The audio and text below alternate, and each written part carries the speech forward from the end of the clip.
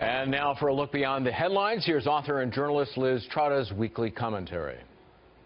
The order to kill Usama bin Laden may rank as the president's most indelible act.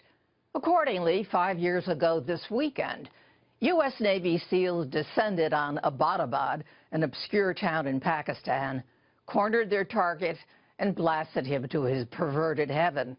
It was dramatic payback, 10 years overdue. With an election on the horizon, President Obama's gamble paid off and pointed the way to how we fight in the Middle East. No more troop buildups, he promised. Let special operators do the heavy lifting now. Not in his own words, battalions moving across the desert. Oddly enough, we fought the Vietnam War in reverse, starting with a nice quiet little war and building to the thunder of 500,000 American troops. Is anyone thinking clearly about how we start and end wars? The question lingers as veterans mark a half-century since the Marines landed on the beach in Da Nang. But our present business is the so-called Islamic Republic and its attendant franchises murdering their way across Europe. Time to reassess.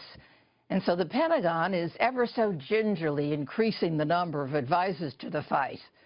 300 in Iraq and 5,000 in Syria. The numbers, fungible and therefore not reliable, will continue to rise amid reassurances that no American boots will hit the ground.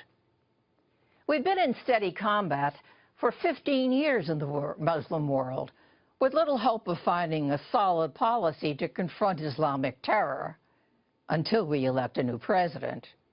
It's worth noting that if it's a Republican president who sends even one more unit into conflict, the liberal media will explode in its customary anti-war furor. Psychically and emotionally, the death of bin Laden restored our confidence. Except for conspiracy crackpots, the mission is viewed as the most efficient known operation since Vietnam. SEAL mystique embedded itself in the culture. Its glamour, not unlike that of the Army Special Forces, the Green Berets during Vietnam. With help from the White House, movies, and books about the SEAL mission, the Navy launched a spectacular recruitment campaign. But public statements by some SEALs seem to contradict the warrior code that obligates them not to advertise the nature of their work nor seek recognition for their actions. 5 years later, most of us are better for knowing about these men.